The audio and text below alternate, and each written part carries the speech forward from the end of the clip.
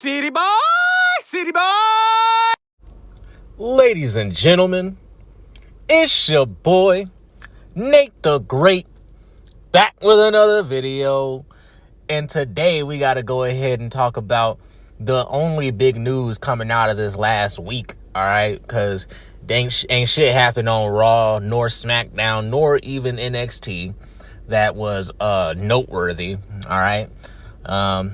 A record number of people fell asleep while watching these last shows this past week, so maybe that's something that we can talk about. But the big news is all the people that have been released, okay?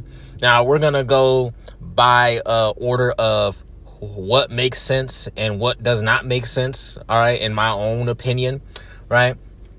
And we're going to go ahead and start with the Good Brothers. Good Brothers, they absolutely make sense to get rid of, because what the fuck? Like, they haven't been on TV in I don't know how long now, right? And even when they're on TV, they're just two bland motherfuckers. They don't have anything going for them outside of the OC, and even in the OC, like, they're not an entertaining part of the company, all right?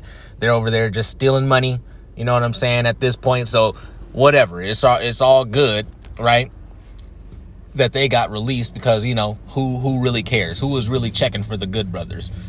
If I see anybody in the comments talking about, oh, but the Good Brothers were, I shut up. I slap the shit out you digitally. Get the fuck out of my face. There's no way you were checking for the Good Brothers, okay?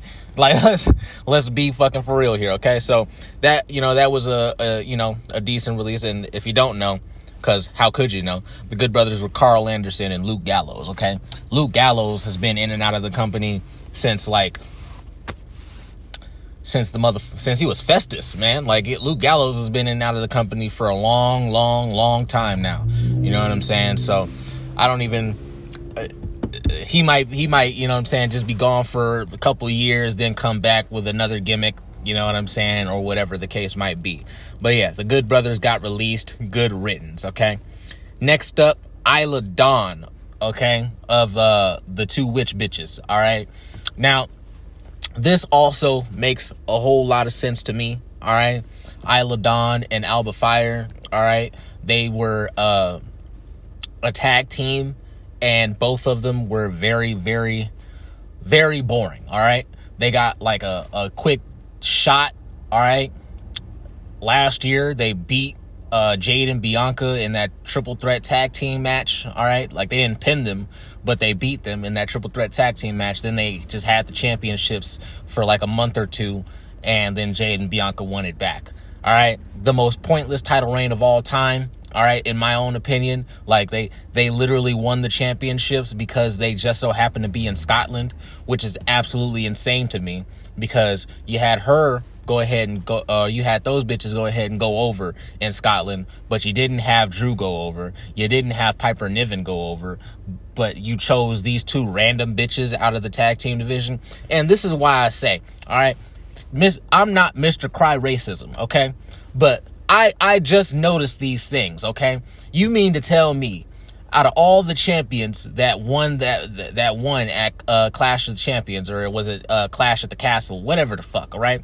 Out of all the champions that lost or that won that night, okay, you mean to tell me the only people that had to take the L were the black champions? Like, let's just keep it a buck now. Let's just fucking keep it a buck. Let's not act like, all right, you can't see what the fuck is going on here, all right? Let's the Street Profits, right, they may be boring or whatever in a lot of cases, just specifically because they're not in any good storylines. They haven't been in a good storyline in I don't know how many years now. You know what I'm saying? They just go out there, they wrestle, you know, good matches, and then we're supposed to get them over, but that's not how you get anybody over, right? But at the end of the day, they are still, like, you know, tenured in this company, and yet you're gonna give Motor City Machine Guns some motherfuckers who just got there, right? Just got there. Haven't even been there for a whole fucking 3-4 months yet. And the first thing they do when they come in is win the tag team championships. Absolutely insane, okay? So we're not going to sit here and act like it's not something, all right? I'm not calling Triple H a racist, okay? But what I am saying is there are obvious specific biases that he goes towards whenever it's time to go booking, okay? So Isla Dawn out of here. And that's all good to me. Giovanni Vinci next on the list. All right. What can I say about Giovanni Vinci, man? I was actually kind of excited for his return. I thought he was gonna, go into like a Italian or aristocratic type, gimmick, right? I thought he was gonna be that Italian rich boy with a mean streak, you know what I'm saying? But he came back, had 2 matches, and that was it. Then he was just off TV for like 6 months, and then they just released him in the quiet of the night. So, I mean, I was excited for his return, but, he never really materialized. So there was that. I don't really have too much to say about Giovanni Vinci. I thought he, had potential because he had the look. You know what I'm saying? So he had potential, but, Triple H doesn't see anything in anybody who actually has some kind of character to them. So Giovanni Vinci, out of here. Afuera. All right. Next up on the list, we got Sonya DeVille. Now, Sonya DeVille, she makes sense, right? It makes sense that they went ahead, afuera, fucking Sonya DeVille. But at the same time, right, you brought her back just to make her the leader of this pure fusion collective, right? This terrible fucking faction that had no direction at all right? These motherfuckers coming out talking about shoot your shot, you know what I'm saying? People call them the stud line, this, that, and the other. Like, you bring her back specifically for that. And then, what? You release her in the middle of the night because she couldn't get it over? Like, how the fuck do you get that over? I don't understand that one, to be honest with you. I think if anybody needed to be released, okay, it should be Shayna Baszler. It should be Zoe Stark, all right? Because those bitches, as long as they've been in WWE, I mean, Shayna Baszler, she started off hot, but cooled down very, very fucking fast, and they just have not been able to pick it up with her, all right? She must have some very tight snatch, all right? Triple H must be banging that thing out because he's just not trying to let her go. And, hey, if she got that thing on her, she got that thing on her. So I won't say anything more about that, right? Sonya DeVille, she's afuera. She's out of here, okay? Next up on the list that really, it makes sense, all right, because we haven't seen him in so long, but I did like Cedric Alexander. I think Cedric Alexander is a very good wrestler. I think he has some good qualities to him, but I mean, what can you do, right?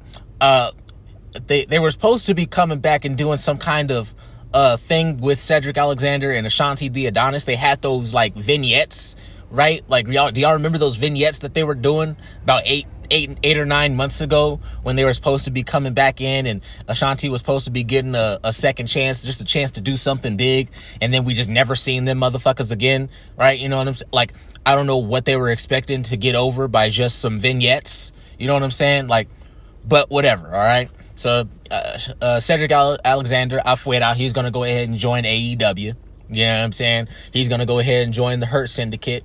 Might as well bring the whole squad back together, all right? And that was that. Cedric Alexander, afuera, all right?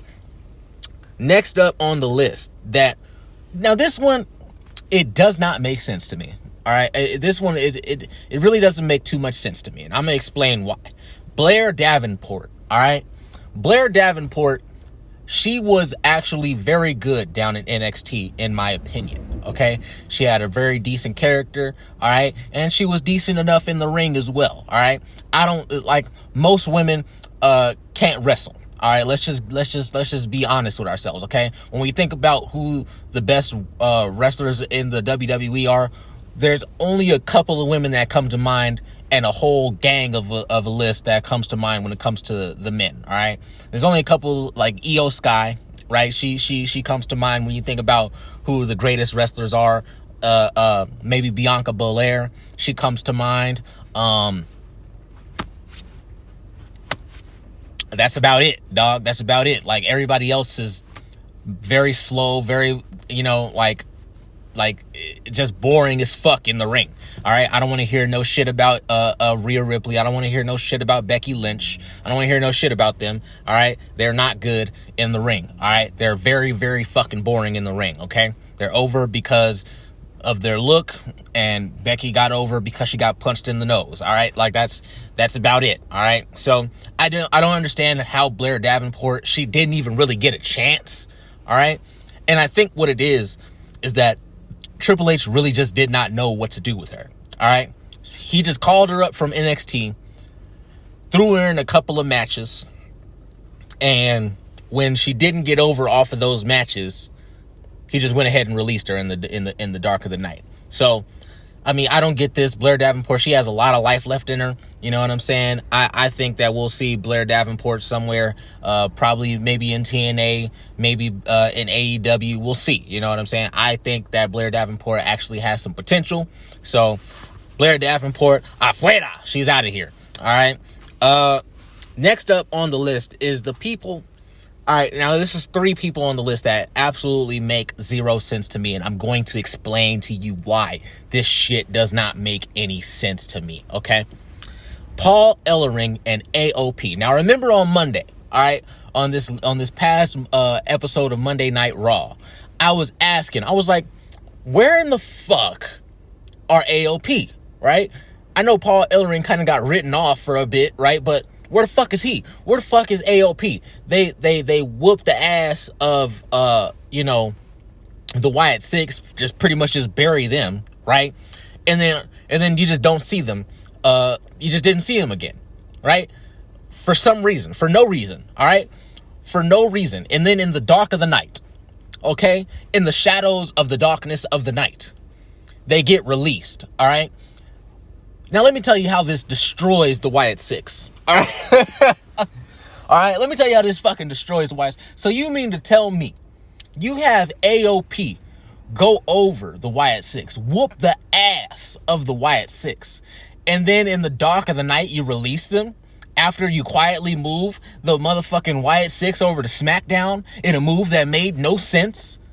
So it looked like they were running away from them motherfuckers, and then the people that they were running away, they weren't even running away from, they weren't even good enough to stick around for the end of the feud. They just cut that feud off right in half and then just released them.